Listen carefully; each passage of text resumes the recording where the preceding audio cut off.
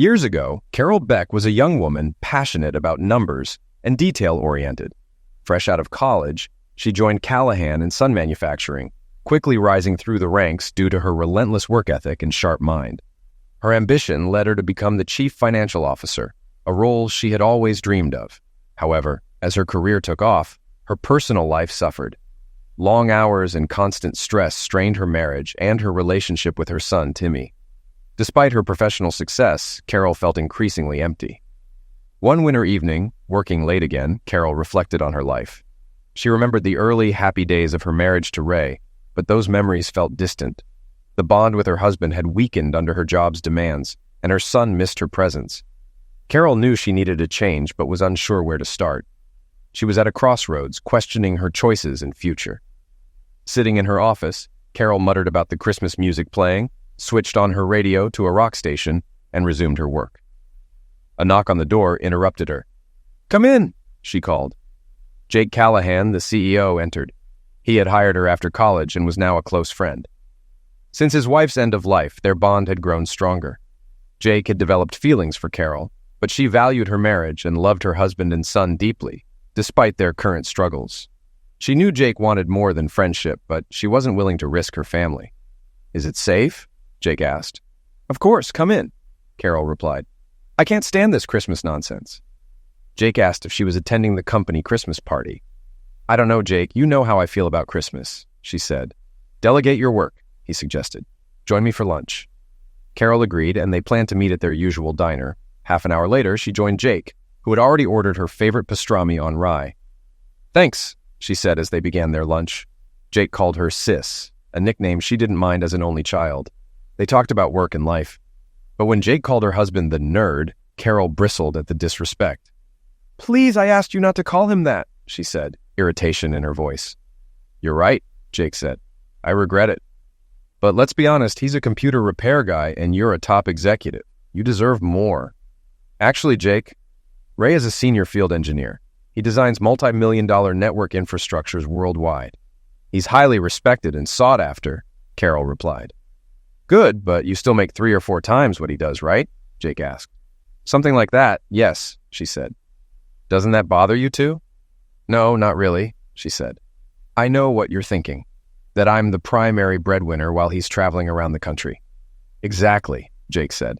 "I'd be bothered if my wife made 3 times as much as I do. Ray doesn't spare his money. He adores Timmy and is a great husband and father," Carol said. "I'm just worried about you. You were there for me when my wife died, and I want to do the same for you," Jake said. "Thanks, but I'll be fine, Jake, really," she said. "But something else is eating you up, isn't it?" he asked. "Christmas Eve marks 15 years since my mom died of a heart attack, working to exhaustion to take care of us," she said quietly, tears forming. "And 25 years since my father died in a plane crash on Christmas Day. I was 9. After all these years, this is the first time you're telling me. No wonder you hate Christmas," Jake said. "Every time Raymond gets on a plane, I worry it might be the last time I see him. I don't know if I can handle another loss like that. And I don't want to end up like my mother," she said. "I don't know how much longer I can bear his absence." "You don't think he's having an affair, do you?" Jake asked. "No, Ray may have his faults, but infidelity isn't one of them," she said. "Just know I'm here for you. You and Timmy are always welcome at my house if you need it," he said. "Thank you, Jake. That means a lot to me," she said, placing her hand on his arm, wishing Ray was there instead. "My pleasure, Carol," he said with a smile. They finished their meal, and Carol checked her watch. "Oh dear, I better get back to the office before they send out the National Guard," she joked. "No one's going to take away your paycheck for having lunch with the CEO," Jake said. "I know. It's just that I've got a lot of work to do. I hope my team made good progress," she said. "I'll see you later. Thanks for lunch and for letting me talk," she said. "Sure, Carol, anytime. If you need anything, let me know," he said. "I will, Jake. Thanks," she replied. He watched her leave, thinking, Ray is an idiot for leaving her alone. Losing Ray could be my gain. He smiled at the thought. Carol reached her car and noticed a dirty, ragged homeless man begging for change. She shook her head in disgust. "Why can't these people get a job like my mother?" she wondered. She drove off without acknowledging him. Back at her department, she checked the reports, satisfied with the progress, and headed to her office. Hearing Christmas music from the speaker above her head, she called it to turn it off. A young man arrived with a small ladder and silenced the speaker. Silence, she thought. Blessed silence. Thank you, she said. You're welcome. Merry Christmas, he replied, making her grit her teeth. Same to you, she said politely. Why can't people treat December 25th like any other day? She wondered. She closed the door and turned to her work. Before long, her coworkers were waving goodbye. She saw it was 5 p.m., time to leave. She took a deep breath and exhaled. She waved back and watched them leave, then picked up the phone to call Ray's parents, who were looking after Timmy. Ray's mother, Alice, answered. Hi, Mom, Carol said, addressing Ray's parents as Mom and Dad since their marriage. Hello, Carol, Alice replied. Still at the office? Yes, it's year-end. You know how it is, Carol said. Unfortunately, I do. How's my boy? Asked Alice. He's being an angel with his grandpa now. He misses his daddy, Alice said. So do I, Carol said. Here, talk to him, Alice said. A few moments later, Tim's sweet voice came on the phone. Hi, Mommy, Tim said. Hi, Timmy. Are you having fun with Grandma and Grandpa? Carol asked. Yes, Grandpa's reading me a book. That's great. How was school? Carol inquired. It was okay. I did my homework and Grandma checked it like you do. Good job, Carol said encouragingly. I miss Daddy. Will he call tonight? Tim asked. I hope so, honey. He loves spending Christmas with you, Carol said sadly. I love Christmas with him too. I love you, Mommy. I love you too, sweetie. Give Grandma and Grandpa a kiss goodnight for me, okay? Carol requested. I will. Bye, Tim said, handing the phone back to Alice. Are you working late again? Alice asked Carol. Yes, every night this week. I need to finish before the party on the 23rd. Can you look after Timmy if Ray doesn't get home early? I'm under a lot of pressure, Carol explained. Of course, Carol. We love having Timmy here, Alice said. Thanks, Mom. I appreciate it, Carol replied. It's no problem. He looks so much like Ray, and George loves having him around, Alice added. Thanks again, Carol said, hanging up, feeling grateful yet sad. She missed Ray and wished she could balance work and motherhood better. She pushed the thought aside and dived into her work. At 7:20 p.m., Ray called.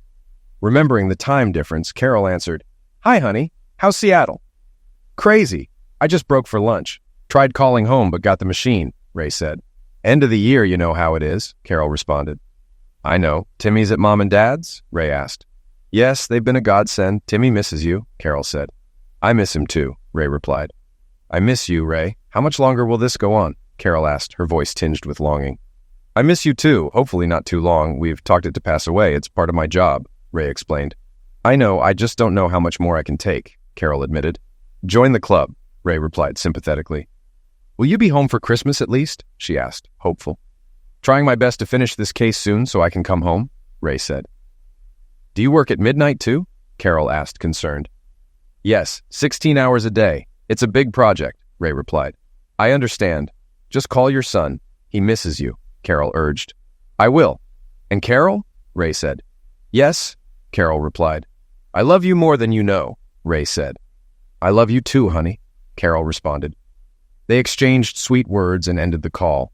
Carol returned to her work, realizing after an hour how tired and hungry she was.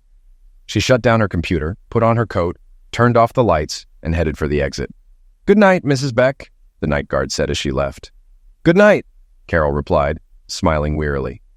Good night, Charlie, she replied, grateful he hadn't wished her a Merry Christmas. Most of the staff knew she hated the holiday. She got in her car and drove home. Her house was easy to spot. It was the only one without Christmas lights. Ray loved decorating for Christmas, but with him in Seattle for most of the last 6 weeks, he hadn't had the time. He'd only been home on weekends, except for the last one, when work kept him in Seattle. He called every night, but it wasn't enough. She parked in the garage, entered the house, and turned off the alarm. The house was dark and quiet. She saw a note on the kitchen table from Alice, letting her know she had put the lasagna in the oven. Carol smiled at Alice's kindness, which reminded her of her own mother. She sorted through the mail, bills, credit card ads, and Christmas cards from Ray's family. Being an only child, Carol had no extended family, so Ray's family had become hers. She found the lasagna in the oven, still warm, cut a piece for herself, and ate it in the living room while watching TV. After eating, she had a glass of wine, locked up the house, and headed upstairs. On the way, she stopped at a picture of her with her parents when she was 7. They looked so happy. A tear rolled down her cheek. Is it too much to ask for a little justice? She whispered before going to bed. Why can't you be home with me? She asked the pillow. Don't you know how much I need you? She remembered Jake's words. Ray is a good husband and father, but he's always away. Recently, Ray had been traveling constantly. Miami, Kansas City, and now Seattle. He made a good living, but she made much more. It hadn't bothered her before, but Jake's words made her think. For the first time in 12 years, she wondered what would happen if she accepted Jake's advances. She knew women who had left their husbands for similar reasons, absent spouses married to their work. She recalled her conversations with Ray about his career. He'd always said promotions would come in time, but it hadn't happened yet. If things don't change soon, they will, Carol thought. I'm tired of waiting at home, tired of telling Timmy his daddy will be gone for weeks. She considered the other women's affairs. They said as long as their husbands didn't know, no one suffered. She thought of Jake and wondered what it would be like to be with him. With Timmy at his grandparents' and Ray in Seattle, she could call Jake and spend the night at his place. No one would know. Making a cup of tea, she sat in the front room, contemplating her options. This was the first time she seriously considered cheating. What if Ray found out? Would he divorce her, or would he understand her needs? They'd never discussed infidelity before. She didn't know how he would react. In the end, she decided to wait and see what would happen after the holiday. After finishing the laundry, she went to bed, wondering if she could make it through. The next 2 days were a repeat of Monday. Early start, shower, dress, breakfast, work late, come home, and sleep.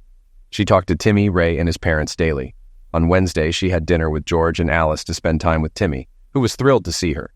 She avoided Jake, declining his lunch offers due to her workload. Wednesday evening, after seeing Timmy, Ray called. Are you home? He asked. Just got back from dinner with your parents and Timmy, she said. Finished all your year-end stuff? He asked. Almost, just a bit of formatting left. How's Seattle? She asked. Going well. We should finish tomorrow. I'll fly out at 2 p.m. on the 24th with a layover in Denver, so I'll be home late, he said. But I'll be home for Christmas. Promise? She asked. Of course, he said, imitating John Wayne. She laughed. You better be home, buckaroo. Timmy and I miss you. I miss you too, more than you know, he said. Are you going to the party tomorrow? He asked. Yes, they expect me there the whole time, she replied. Be careful. I'd hate for you to have an accident, he said. They finished talking, and Carol's thoughts wandered. She loved Ray, but still felt drawn to Jake. The next day, she finished the reports by noon and gave them to Jake. Impressive as always, Carol. The board will be pleased, he said. You're going to the party tonight, right? Yes, she replied. Will your husband join you? He asked. He's still in Seattle, won't be back until tomorrow. Jake handed her a card. I booked a room for you. You can check in any time this afternoon. Avoid a DUI. Thanks for remembering me, she said. You booked the penthouse? Yes, with a hot tub and a city view. Maybe we can use it later. Bring your swimsuit or don't. Up to you, he said with a smile. Trying to seduce me, Jake? She asked, smiling. Would I? He replied. She shook her head. You're incorrigible. See you tonight, he said. See you, she replied, taking the key card. She sent her team home, got her hair and nails done, and packed for the night, including a bikini and pajamas. She put on jeans and a sweater, packed her dress and heels, and drove to the hotel. At the lobby, she heard a man's voice. Excuse me, miss, I think you dropped your keys, he said. She turned to see an attractive man with piercing sky-blue eyes with gold speckles. He handed her the keys, and she felt a shock when their hands touched. Must be static electricity, he said. Thank you, she replied. Merry Christmas, he said, smiling before leaving. Same to you, she muttered. She checked in, went to her room, and soaked in the tub, trying not to wet her hair.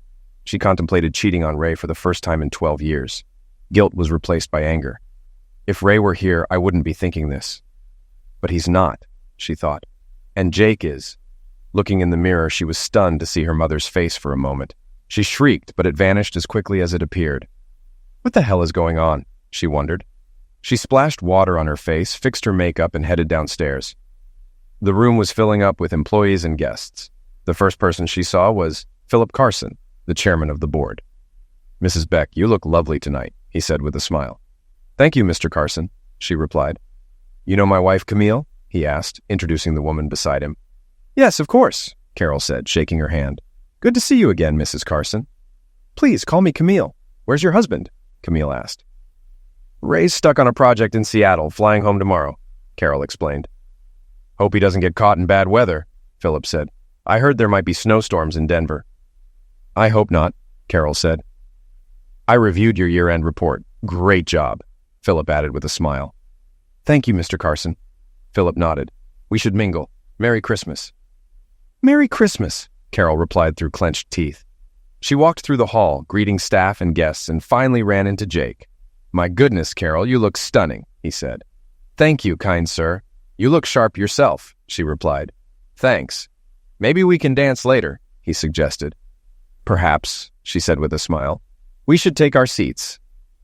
Carol sat next to her coworkers while Jake joined the head table. He tapped his glass to get everyone's attention. Good evening, everyone, and welcome to Callahan and Son's annual Christmas party, Jake began. Philip asked me to keep it short, so let's get to the filet mignon. Thanks to Mrs. Carol Beck's detailed year-end report, I'm happy to say your bonus checks won't be cut, he joked, earning laughter. It's been a challenging year, but your hard work has made it a banner year for us. On behalf of the executive team, the board, and our shareholders, thank you. Merry Christmas to all. Enjoy. Philip gave a thumbs up, causing more laughter. Carol made small talk during dinner. Many asked about Ray's absence. After dinner, she noticed others heading to the bar and dance floor. She stood up as Jake approached. Great speech, she said. Thanks. Since we're both dateless, care to dance? He asked. Sure, she agreed, sipping her wine. On the dance floor, they kept a respectful distance, aware of onlookers. They danced with different partners, but found themselves dancing together more often as the night went on. You're so beautiful, Carol, Jake whispered during a slow song. She looked into his eyes, thinking of suggesting they find somewhere private. Suddenly, her head exploded with pain, and she collapsed, screaming. Everyone stopped and looked worriedly. Jake knelt beside her, noticing she had a slight fever. Maybe we should call an ambulance, Philip suggested. No, Carol said weakly. Just a migraine. Please, take me to my room. She's been working hard, probably just needs rest, Jake said. An orderly brought water and Tylenol, which Jake helped her take. Let us take her to her room, said Jenny, a coworker. Jake nodded, and Jenny and Connie helped Carol to the elevator. He watched anxiously as they led her away. Half an hour later, Jenny and Connie came downstairs and reported that Carol was in bed. Is she all right? Should we call a doctor? Jake asked. I think she'll be fine, said Connie. Her fever's down and she's sleeping. She's just exhausted from working so hard. Good, Jake said. Thanks. I'll check on her in the morning. She probably just needs rest. Carol woke up in a dark, unfamiliar room and realized she was in her hotel room. She remembered Jenny and Connie helping her into her pajamas and putting her to bed. The clock read 12:30 a.m. She dangled her feet off the bed, trying to gather her thoughts. Suddenly, she saw a light and turned to see ghostly images of her parents. Mom? Dad? She asked. Yes, Pumpkin, it's us, her father said, using her childhood nickname. How can this be? You're dead, Carol said, confused. Her mother laughed. Our bodies are dead, but our spirits live on. Why are you here? Carol asked. What do you want from me? We want you to be happy, her mother said, and to help you avoid the mistake I made. What mistake? Carol asked, confused. The mistake that cost your father his life. The same one you're about to make with Jake Callahan, her mother said. Jake? Carol asked, surprised. We're dead, not stupid, her father said with a smile. At least be honest with yourself. You want his attention, her mother said. I'm not doing that, Carol protested. Do you remember how old you were when your father's plane went down? Her mother asked. About 9, Carol replied. The same age as Timmy is now, her mother said. Oh my God, Carol thought. Do you remember where you were that Christmas? Her mother asked. With my grandparents, Carol replied. And where was I? Her mother asked. Grandma said you were busy with work, Carol said. It was just one person from my job. One man, her mother admitted. So, you cheated on Daddy? Carol asked, shocked. Her mother nodded. Yes, your grandmother called your father and he rushed home but never made it. Oh my God, Carol said quietly, the realization hitting her. Like you, I was angry at your father for being away. I was selfish, her mother said. I wanted what I wanted, and that was all that mattered. Sound familiar? Her father asked. Oh my God, yes, Carol said quietly. And you forgave her? Yes. In the afterlife, there's no need for anger or revenge, her father said. She was forgiven. So this is an intervention? Carol asked. You could call it that, her mother said. I promise that will never happen to me. I love my husband and my little boy, Carol said. I'm sure you do, her father said. But that's not the only problem, is it? I suppose not, Carol admitted. So, what's next? Carol asked. You'll be visited by 3 beings, her mother said. Ghosts of Christmas past, present, and future, Carol guessed. Her parents giggled. No, this isn't a Dickens story, her father said, but similar. The first will come at 2, the second at 3, and the third at 4. They'll show you the consequences of your actions. Why are you doing this? Carol asked. You asked for justice, her father said. We can't come back, but we can help you avoid our mistakes, for you, Raymond and Timmy. Timmy? Carol asked. Everything you do affects him, too, her mother said. I never thought of that, Carol said. Our time is up, but remember, we're always watching over you, her father said. Can I have a hug? I've missed you so much, Carol pleaded. We've missed you too, dear, her mother said. We'd love to hug you, but we can't. Just know we love you and always will. I love you, Carol said, tears in her eyes. And we love you too, Pumpkin, her father said with a smile. Then they vanished. Carol reached out but felt nothing. Shocked, she crawled back under the covers and looked at the clock. 1 a.m. She thought it was just a dream, but if not, the first visitor would arrive in an hour. She closed her eyes and tried to sleep. Wake up! Wake up!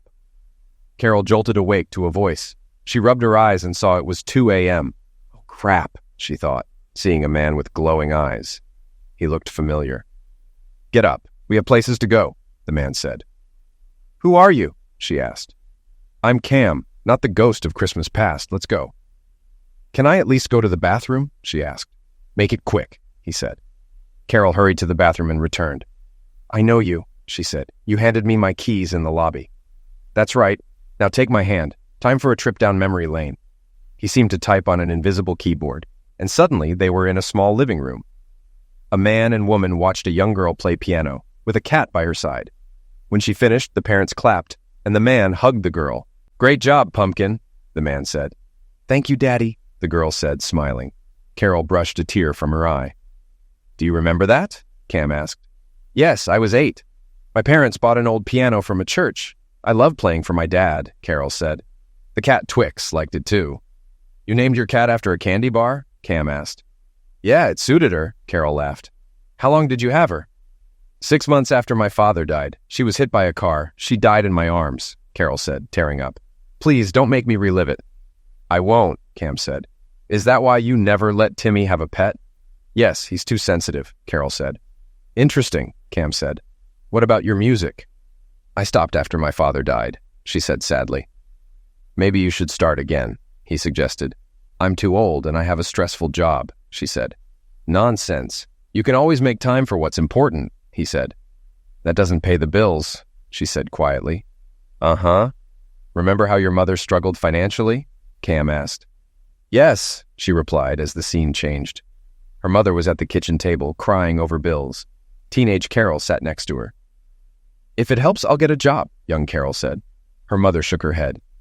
No, your job is to get an education so you never have to go through this. But I'm 16. I can work. Please, let me help, young Carol pleaded. Her mother hugged her tightly. Thank you, Carol, but focus on your grades. If you want to help, do more around the house. I'm thinking of getting a second job. But Mom, you already work 10 hours a day, young Carol said. I'm worried about your health. I know, and I appreciate it, but Mr. Harper said I could work a few hours at the nursery on weekends. He offered to pay me well, her mother said. Okay, I'll help you around the house, young Carol said. Her mother smiled. That would be a huge help, honey. Thank you. Cam looked at Carol, who had tears in her eyes as she remembered. Your mother died 5 years later, didn't she? Cam asked. Carol's tears flowed as she recalled. Yes, thank you for not making me relive it. The last few years before she died, she worked multiple jobs to ensure I finished college, even though I took out loans. She made sure I had everything I needed, Carol said. She instilled a strong work ethic in you, Cam said. Yes, she never went out or did anything for herself after my father died. Even after doctors told her to slow down, she worked herself to a heart attack. I wanted to make her proud, Carol said. But you have happy memories too, right? Cam asked. Yes, I met Ray in my senior year of college. He was always so supportive. I fell in love with him and my parents would have loved him, Carol said. They would have, Cam said. And your wedding and the birth of your son were happy memories. Carol smiled, remembering Ray carrying her across the threshold on their wedding night and the birth of Timmy. Yes, those were wonderful times. My wife and I are having twins soon, Cam said. Congratulations, Carol replied. Thank you. So what happened after college? Cam asked.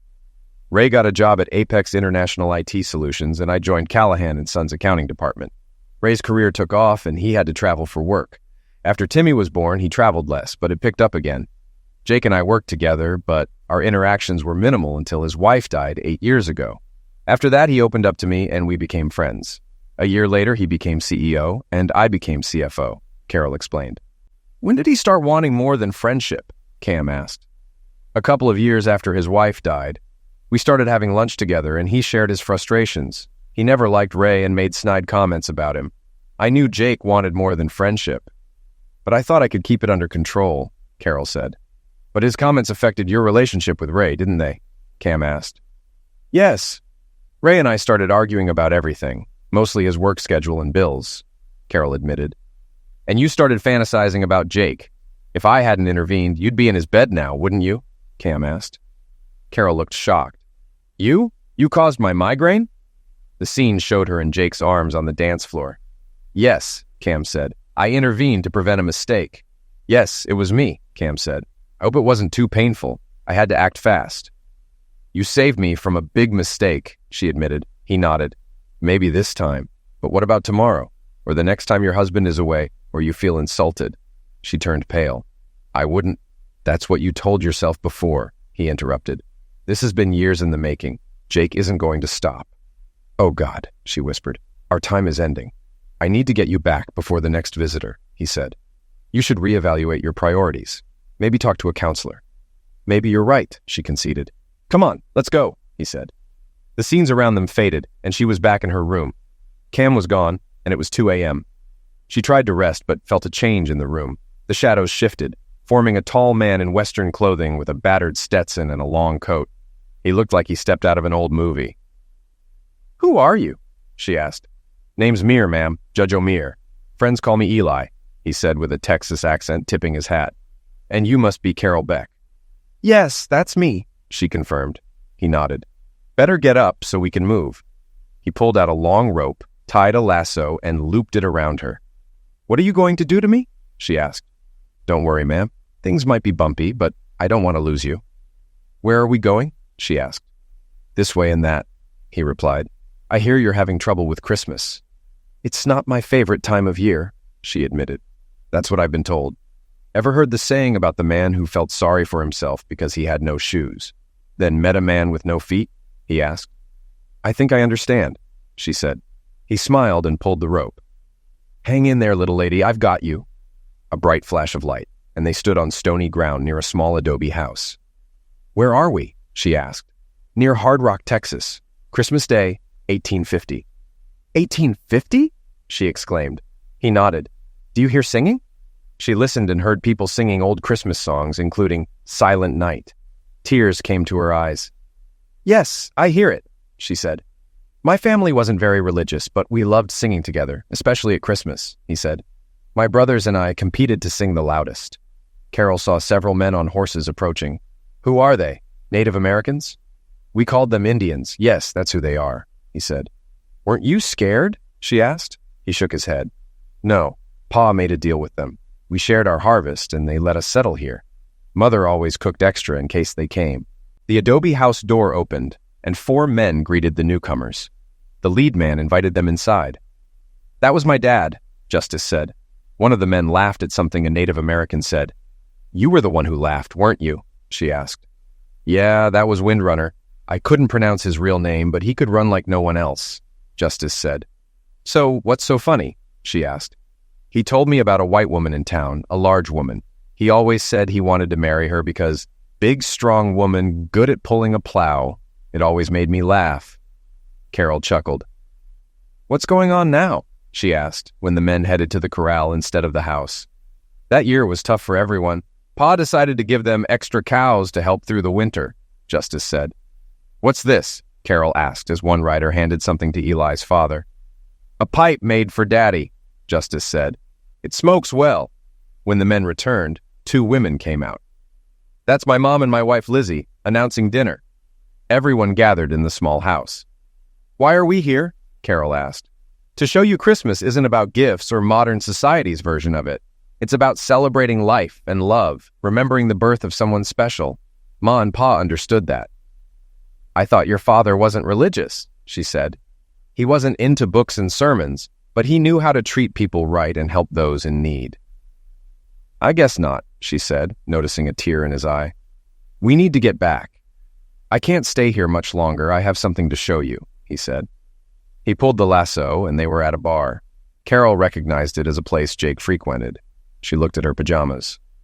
Don't worry, they can't see you, Justice said. Just watch and listen.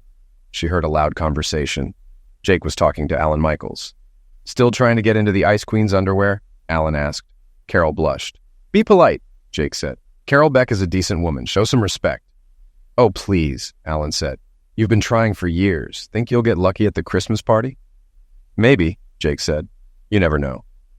Is her husband still out of town? Alan asked. Jake nodded. Yeah, that nerd is stuck in Seattle. Husband's away, wife's alone. Sounds like a good chance. Need anything to melt the ice in her underwear? Alan asked. No, save that for your dates, Jake said, chuckling. Everyone laughed. Seriously, Jake, are you trying to pick up Carol? Bill Fredericks, a company lawyer, asked. It's not just that, Bill. I'm looking for something long-term. I'm tired of one-night stands. When I set my mind to something, I succeed. Be careful. If her husband finds out, he could cause big trouble. My job is to protect the company, Bill warned. What if I marry her? I'd have to let her go as CFO. Are you willing to lose the best CFO the company has ever had? Bill asked. Good point, Jake said. Thanks for the cold water on my dreams. They all laughed. That's probably a good thing, Alan said. Embarrassed, Carol turned to Justice. Get me out of here now, she hissed. Okay, he said. There are a couple more things to see. He pulled the rope, and they were in the penthouse Jake had reserved for the party. Carol saw Jake in bed with Brenda Spencer, head of marketing and sales, recently divorced and known for cheating.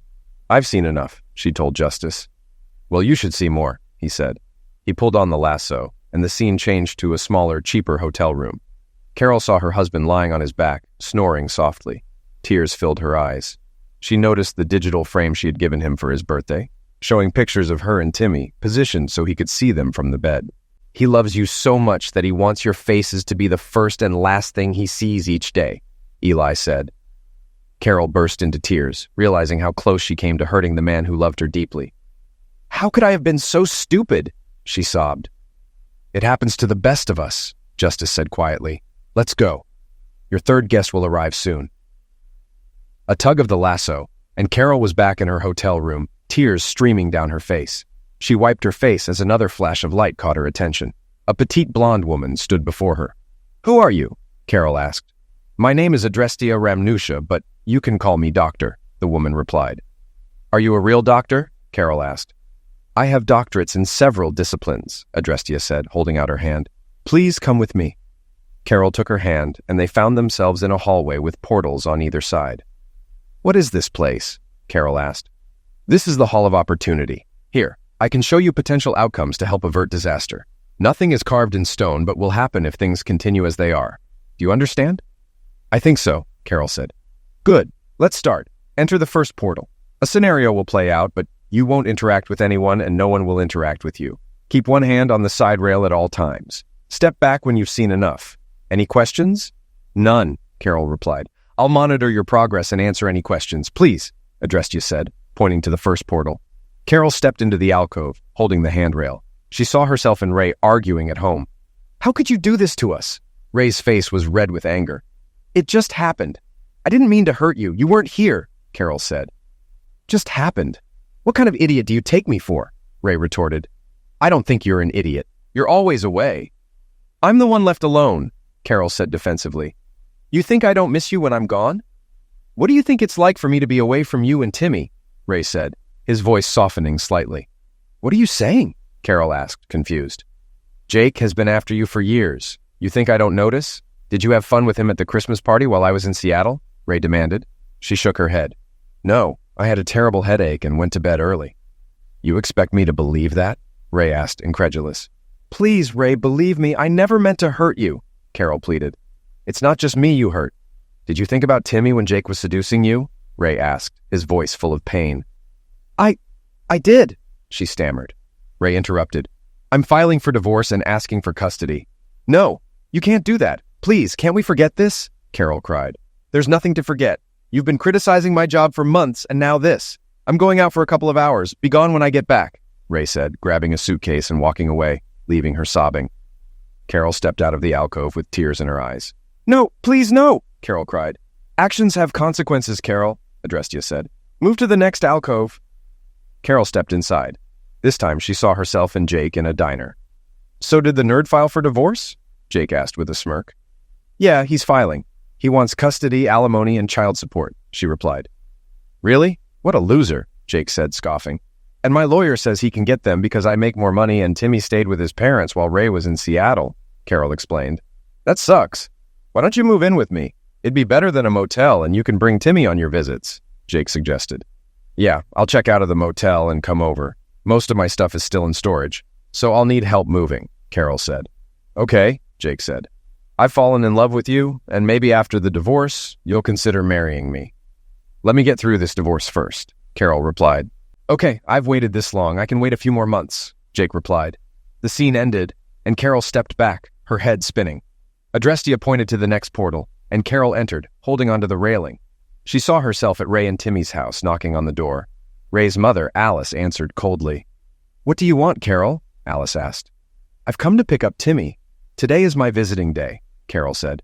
Timmy doesn't want to see you, Alice said. I'd like to hear it from him, Carol insisted. Have it your way, Alice said, stepping aside. Carol saw Timmy on the couch, looking straight ahead. Timmy, I've come to pick you up. Are you ready to go? Carol asked. I'm not going anywhere with you, he said angrily. Carol was shocked. But Timmy, it's me, your mom. I've missed you, she said. You hurt my daddy. I hate you and I never want to see you again, Timmy said. Timmy, please, Carol pleaded. Timmy stood looking up at her with anger. No, I hate you. You're not my mother anymore. Get out, he said, storming upstairs. Carol started after him, but Alice stopped her. You should leave, Carol. He doesn't want to see you, Alice said. You've turned him against me. How dare you, Carol shouted. Alice remained calm. I'm ignoring this outburst once, but never again. We've tried to make sure Timmy understands you're still his mother. This is his decision, Alice said. You should leave, Carol. Carol slowly walked out of the house and cried in her car. What have I done? She sobbed. She stepped back, tears falling. How accurate are these scripts? Carol asked Adrestia. They assume the status quo continues. They're over 99% accurate. Your actions have consequences, Adrestia said. Please move to the next alcove. This one summarizes the next few years of your life. Carol stepped in and saw herself and Ray with their lawyers in court. The judge prepared to rule on their divorce. Having reviewed all information, I grant the plaintiff's petition for divorce. Raymond Beck will retain sole custody of Timothy with visitation rights to the defendant. Raymond will retain the marital residence. The defendant will pay child support amounting to 20% of her net monthly income and $5,000 per month in alimony for up to 5 years or until she remarries. She will also pay half the mortgage on the family home for this period. Both parties retain their own retirement accounts, and all other marital assets are to be divided, with the plaintiff receiving 60%. The defendant must surrender her wedding rings and revert to her maiden name. Court is adjourned, he said, tapping his gavel. A stunned Carol turned and walked away from her attorney. The scene changed, and she saw herself in a small chapel, in her wedding dress, standing next to Jake. They exchanged vows, kissed, and walked down the aisle, then enjoyed a 2-week honeymoon in Hawaii. When Carol returned to her office, Philip Carson greeted her. Good morning, Mr. Carson, she said with a smile. What can I do for you? Good morning, Mrs. B. Sorry, Mrs. Callahan. Congratulations on your marriage. I hope you had a good honeymoon. Yes, thank you, she replied. Unfortunately, we have to let you go, he said. What? Why? She asked. Corporate bylaws don't allow spouses on the same team. Since you and Jake are both on the executive team, we have no choice but to let you go. We'll provide a generous severance package, and I'll give you a glowing recommendation. Good, she said. Thank you. Just then, Jake appeared. What's going on here? He asked. Jake, I'm giving your fiancée her parting papers. You know the rules, Philip said. Yeah, but we need her, Jake said. We'll find someone to replace her, Philip said. Also, Bill Fredericks informed me that we received a lawsuit for not complying with employee morale regulations. Some longtime customers are unhappy. The board will hold an emergency meeting tomorrow. In the meantime, Jake, you're suspended until we decide. Have a good day, he added, and walked out. Jake and Carol were in shock. The scene changed, and Carol stood in front of a new house she and Jake bought after selling the large house built by Jake's father. The past 5 years had been tumultuous. Jake was fired and struggled to find work, turning to drinking and selling the big house. Carol couldn't find a decent job and took whatever she could to keep them afloat. Even with Philip's recommendation, many companies were reluctant to hire her due to her reputation. She sold her expensive car for a used Corolla. The alimony and child support payments drained her finances. Ray insisted she pay what the court ordered. Eventually, the court reduced the payments, but she still struggled. She no longer had to pay child support after 5 years, but her relationship with Timmy was strained. He refused her calls, cards, and letters. Entering the small ranch house, she heard noises from the bedroom. She found Jake with a young woman. Enraged, Carol threw them out. "You destroyed my family and marriage for this!" she screamed. "Get out and never come back!" She threw his belongings out, and he left, shoving his stuff into his car. She sat on the couch and cried, wishing she had never met Jake. The scene changed, and Carol saw an announcement in the newspaper. Raymond Beck was marrying Catherine Hollingsworth. She watched the couple exchange vows, with Timmy as Ray's best man. It had been 2 years since she caught Jake with the young woman, and 7 years since she left Callahan and son. Timmy, now 16, looked just like his father. Tears streamed down her cheeks as she saw the two men she loved. After the preacher introduced Mr. and Mrs. Raymond Beck, everyone applauded, and Timmy turned to Catherine. What he said to her tore at Carol's heart. "Welcome to the family, Mom," he said, and hugged her tightly. No one noticed the 42-year-old woman who ran out of the church sobbing. She returned to her tiny apartment and cried, contemplating ending her life. Carol backed away from the portal, shocked. She almost fell, but Adrestia caught her. "How much longer do I have to endure this?" Carol asked. "There's only one more script," Adrestia replied.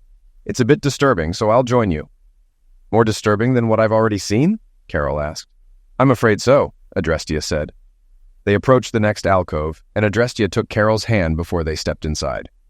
"For your information, the further into the future we go, the less accurate it is. However, assuming no changes, it's at least 85% accurate." "How far ahead is this scenario?" Carol asked. "This is 20 years into the future," Adrestia said. "You can predict that far ahead?" Carol asked. "Yes, assuming the status quo remains. Let's take a look." Carol tensed as they entered the alcove. The first thing she noticed was the cold air. The digital clock on a nearby building showed 2:15 a.m. on Christmas Day. They were downtown, and the only person on the street was a homeless woman pushing a cart with a few belongings. "You brought me here to see a homeless woman?" Carol asked. "Carol, remember what you thought about the homeless man? Why can't he get a job like your mother? Look at this woman now. Do you still think that?" Adrestia asked. Carol saw the woman sitting on the cold concrete, holding out her hand. I don't know. What's wrong with her?" Carol asked. "She's dying," Adrestia said. "From what?" Carol asked. "Undiagnosed cancer, malnutrition, mental illness, loneliness, and a broken heart," Adrestia replied. "Where is her family? Can't they help?" Carol asked. "She has no family left. She burned that bridge 20 years ago," Adrestia said. Carol looked at her, shocked. "Isn't there anything we can do?" Carol asked. "I'm trying to prevent it," Adrestia answered. The woman groaned and fell onto her side, then rolled onto her back. "We have to do something," Carol said, walking over to the woman. Adrestia joined her. Carol recognized the woman. It was her. The woman was no longer breathing, and her lifeless eyes were wide open. In her hand was a locket with a faded photograph of Carol, Ray, and Timmy in happier days. Carol dropped to her knees, trembling. "Oh, please, doctor, tell me it's not true. Don't let it happen to me, please," Carol begged, tears streaming down her face. Adrestia said nothing. "Please let it stop. I can't take it anymore." Carol sobbed, her body shaking. Adrestia lifted her to her feet, and they walked out of the alcove. Carol fell to her knees, sobbing uncontrollably. "Is this what's going to happen to me?" Carol asked. "It's up to you, Carol. It's your choice. Make it a good one. Make it meaningful." Adrestia poured a cup of tea and handed it to Carol. "Drink this. It will help you calm down." Carol sipped the hot liquid and felt better. "Is all this really going to happen to me?" Carol asked. "If things continue as they are now, yes," Adrestia said. "Only you can change the course of your life." "Then I will," Carol said. "I promise you, doctor. I will be the best wife and mother a man could wish for." Adrestia smiled. "I hope so, for your and your family's sake. Come, it's time for you to go back." Adrestia helped her to her feet, and the next moment Carol was in her hotel room, exhausted. She climbed back into bed, her mind reeling with images of everything she had seen. "Yes," Carol told herself, "big changes are coming in my life." Soon, she was sound asleep. When she woke up, it was a few minutes before 8 in the morning. Sunlight poured into the room. She stood up, wiped the sleep from her eyes, and made a cup of coffee. She remembered something from the local paper and quickly found the information online. The ad she saw was still active, so she sent a message to the listed email. She showered, dressed, and just finished brushing her hair when her phone beeped with an email reply. Smiling, she sent a response and said, "Thank you," to no one in particular. As she was packing, there was a knock on the door. Through the peephole, she saw Jake. She took a deep breath, counted to 10, and opened the door. "Good morning," Jake said with a smile. "Mind if I come in?" "Good morning, Jake. Sure, come on in. I was just packing," she replied. He entered and closed the door. "You look much better this morning. You gave us a scare last night," he said. "I feel much better, thank you," she said. "Want to go downstairs for breakfast?" he asked. "Actually, I'm packing to go home. I have a lot to do before Ray gets back," she said. "Oh," Jake said, disappointed. After a few awkward minutes, he spoke again. "Carol, can I talk to you?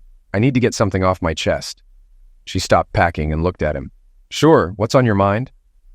"The truth is, I feel attracted to you. I was wondering if we could explore our feelings for each other," he said. "Have a seat, Jake," she said.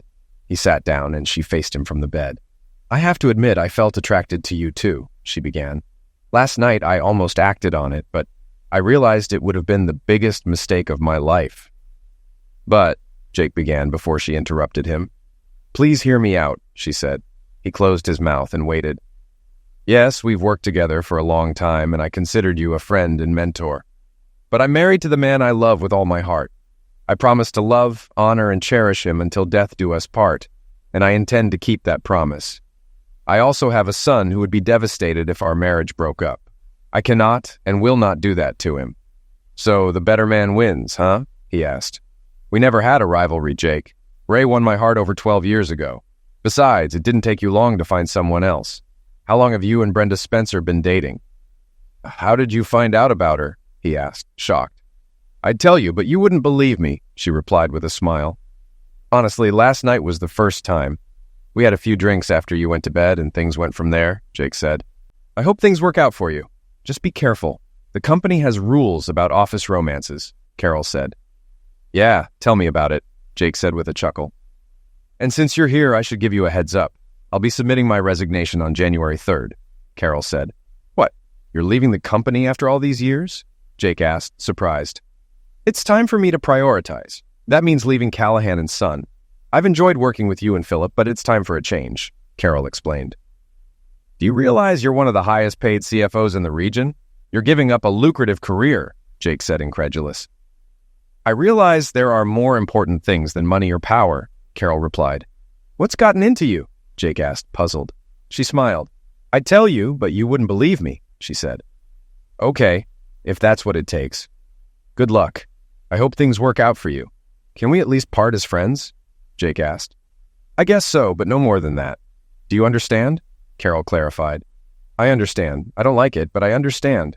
Shall we have an old friendship hug?" Jake suggested. "How about a warm handshake?" Carol said, extending her hand. He nodded. "Sure, a warm handshake," Jake said, standing up. They shook hands, and Jake headed for the door. "Oh, Jake, one last thing," Carol said, making him stop and turn around. "What?" he asked. "Merry Christmas," she said. He looked shocked. "Merry Christmas to you too, friend," he said with a smile. She watched him leave, feeling a huge weight lift off her shoulders. After standing for a moment, she finished packing and headed downstairs to check out. At her car, she saw a young couple with a baby by their car, which had the hood up. The woman was crying, holding the baby, while the man hugged her. Carol hesitated but then approached them. "Excuse me, is everything okay?" Carol asked. "No, ma'am. Our car broke down," the man said. "We were heading to Wichita Falls to see my dying father before Christmas. We spent our last money on gas and the belt broke." Carol pulled out her phone and called Mike's towing and auto repair. "Mike, this is Carol Beck. Can you help a couple with a broken belt on their 86 Celebrity?" she asked. "Yes, I have the part. I can send someone over in 45 minutes, Mike said. "Great, put it on my tab," Carol said. "Are you sure? We might need to top up fluids too," Mike replied. "Whatever it takes to get them to Wichita Falls safely," she confirmed. She trusted Mike, who had been her mechanic for years. Turning to the couple, Carol said, "The mechanic will be here in an hour. Let's go inside where it's warm, and I'll get you some breakfast." "Are you sure?" the man asked, surprised. "Absolutely," Carol insisted. Inside the hotel, she led them to a table. When a waiter questioned them, she explained, "I was a guest here last night for the Callahan and Son party. We're not denying this family breakfast on Christmas Eve, right?" The waiter agreed. "We're running a breakfast special. Will that work?" he asked. "Yes, 2 servings and something for the baby," Carol said, handing over her credit card. Then she gave the man $250. "This will help you get to Wichita Falls." "We can't repay you," the man said, taking the money. "Just take care of your family, and maybe you can repay it forward someday," Carol said. "Thank you so much," the woman said, teary-eyed. "God bless you." "He's already done it," Carol replied. "Merry Christmas." "Merry Christmas," they echoed. Carol walked to her car, fighting tears. She saw Justice, Dr. A, and Cameron smiling at her. Cam gave a thumbs up. She smiled back and nodded. They disappeared as she started her car and drove home. Feeling like a new person, she saw Alice's car outside. Her in-laws had likely brought Timmy home. She pulled into the garage and went inside. "Mommy!" exclaimed Timmy as Carol entered the house. He hugged her and kissed her cheek. She embraced him tightly and saw Alice and George. "Thank you for looking after him," she said. "My pleasure," Alice replied. "Are you all right? You look different." "I feel better than I have in a long time," Carol said, noticing the lack of decorations. There wasn't even a Christmas tree. She turned to Timmy. "Honey, do you know where Daddy keeps the Christmas decorations?" George and Alice looked surprised, and Timmy was shocked. "Yes, I do," he said. "Don't you want to hang them up?" Carol asked. Timmy's face lit up with a smile. "Yes, I'd love to," he said. "Dad, can you help Timmy with that and the outside lights?" Carol asked. "Of course," George said. "Timmy, do you know which Christmas CD Daddy likes best?" Carol asked. "Yes, I do," he said, retrieving a Mannheim Steamroller CD from the music cabinet. "He loves this one. Can we listen to it?" "Sure, honey. It's Christmas, isn't it?" "Yay!" shouted Timmy. George and Alice were more surprised than ever. Carol put the disc in the player, and music filled the room. She smiled broadly. "Are you sure you're all right, dear?" Alice asked. "Oh, yes, Mom. I'm sure," Carol replied. "Now, Timmy, go with Grandpa and do as he says." "Okay, Mommy," he said, grabbing George's hand. Carol's phone buzzed with a text from Ray. "Got an early seat. Leaving Seattle in half an hour. See you soon. Love you." "That's great. Love you too," she replied. She turned to Alice. "Can you help me make cookies and hot chocolate? My cooking skills have been failing me." "Of course. What's going on, Carol? I've never seen you so happy." "I'll explain later," Carol said. "This is amazing." Ray was glad to leave Seattle early, missing a thunderstorm over Denver by half an hour. He flew into DFW, loaded up the car, and headed home.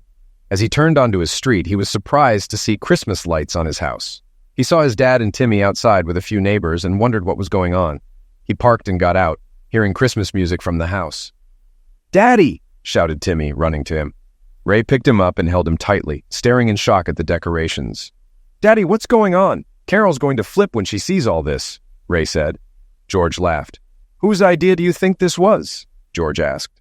Ray looked confused as Carol ran out to meet him. "Honey, I'm so glad you made it," Carol said. "I missed you so much." "I missed you too," he replied. "What does all this mean? And the music? I thought you hated Christmas. Who are you and what did you do to my wife?" "That was the old me," Carol said. "The old Ice Queen is gone. Meet the new and improved me." Ray looked at her carefully. She sounded and looked like Carol, but she was happy and cheerful, more beautiful than ever. "All right," Carol announced. "Cookies and hot chocolate for everyone. Please come in." Ray greeted everyone inside. Alice and Carol handed out cookies and hot chocolate. Did you make all this? Ray asked. With your mom's help, Carol replied. Ray took a bite of a chocolate chip cookie, and his face lit up. This is really good, he said. Yes, it is, Timmy said, settling at Ray's feet. Can I have your attention, please? I have an announcement, Carol said from the middle of the room. Everyone looked at her. I have an interview Monday for a new job. I'm quitting Callahan and Son after the 1st of the month. When did that happen? Ray asked, surprised. And why? Today, she answered. As for why, I felt it was time for a change. We'll talk later. In that case, I have an announcement too, Ray said. Everyone turned to him. We finished the job in Seattle early and on budget. The client is thrilled, and so is my boss. He promoted me. As of January 3rd, I'm the new manager of the local technical operations center. That means a big pay raise and almost no travel. Are you serious, Ray? Asked Carol. No more traveling? That's right. Do you think you could stand me being home every day? Oh, honey, that's wonderful, she said, hugging Ray. I'd love to have you home every day. Ray hugged his wife and son. Congratulations, Ray. This is terrific news, George said, patting Ray on the back. A couple of hours later, everyone went home. George and Alice made sure Carol, Ray, and Timmy would join them the next day for Christmas. Ray tucked Timmy into bed, read him a story, and then went to the bedroom. After making love, he pulled Carol close. Want to explain all this? What happened? Ray asked. The truth? Okay, here it is. I realized I've been an ungrateful witch to you for months. Last night, I almost destroyed the best thing in my life, Carol said, holding her fingers close together. Ray looked shocked. Nothing happened, but it almost did, she added, and I'm sorry. Jake Callahan? He asked. Yes, she answered. What happened? A guardian angel intervened, she said. I got a massive headache and went to bed. Then I woke up to a big realization. I saw Jake for who he really was, someone trying to ruin our marriage. I saw the potential consequences for our family and decided to change. This morning I told Jake I was leaving the company. That explains the strange message I got from him, Ray said. What message? Carol asked. Ray showed her his phone. The better man won. Congratulations, JC. Carol laughed. I thought he meant it, Ray said. Do I have to kick his bum? No, darling, he'll get his own soon enough, Carol said. So, what's up with the new job? Ray asked. I saw an ad for a nonprofit looking for a CFO. I sent an email and got a reply. They know me and want to see me Monday morning, Carol said. But you might be one of many applicants, Ray said. One of the board members is married to Callahan's CEOO. She knows me. The interview is just a formality, Carol said. What kind of nonprofit? Ray asked. They help homeless families get back on their feet, she replied. You, working with the homeless? That's different, he said. I woke up a lot this morning, Carol said. I realized I need to care about others. This morning I helped a couple stranded on their way to Wichita Falls. I paid for their car repairs and bought them breakfast. Wow, that's a big change, Ray said. It felt good to make a difference. I want to be the best wife and mother. The old Scrooge Carol is gone. I'm sorry for causing you pain. You're the best person I know, and I'll never forget that, she said, looking into his eyes. I love you, Raymond Beck, and I intend to be with you until the day I die. Yes, I understand, Ray said, wrapping his arms around her. And I accept your apology. But what caused all this? She told him everything she had experienced. Not a bad story, he said. I wish I could meet your guardian angels someday. Maybe you will, she said. The next morning, they opened presents and spent the day with George and Alice. Carol seemed happier than in years, and George and Alice noticed too. After a big meal, they returned home around 5 p.m. They saw a basket on the porch. Inside was a red blanket and a cute puppy. Timmy found a card that read, Merry Christmas, signed Cam. Can I keep him, Mommy, please? Timmy asked. I'll take good care of him. Will you feed and walk him every day? Carol asked. Yes, Mommy. He can even sleep with me, Timmy said. Every boy needs a puppy, right? Ray asked Carol. Okay, you can keep him, she said. Yay, thank you, Mom, Timmy squealed, hugging her. They took the puppy inside, and Carol made hot chocolate. They sat on the couch to relax. Ray, do you think a piano would look good in that corner? Carol asked. A piano? Are you going to take lessons? Ray inquired. I used to play as a girl. I'm thinking of getting back into music, she said. What would you like to learn? He asked. Maybe Silent Night. If I get good enough by next Christmas, we could sing it together, she said. That's an interesting idea, Ray said. I think we can do it. Thank you, honey, she said. It means so much to me. A Christmas movie played on TV. When it ended, Timmy turned to them with a smile. "God bless us all, Mommy," he said. Carol saw her father's face superimposed on Timmy's for a moment. It smiled and winked at her, then disappeared. Carol felt a tear in her eye. "God bless us, my precious son," she said, hugging him.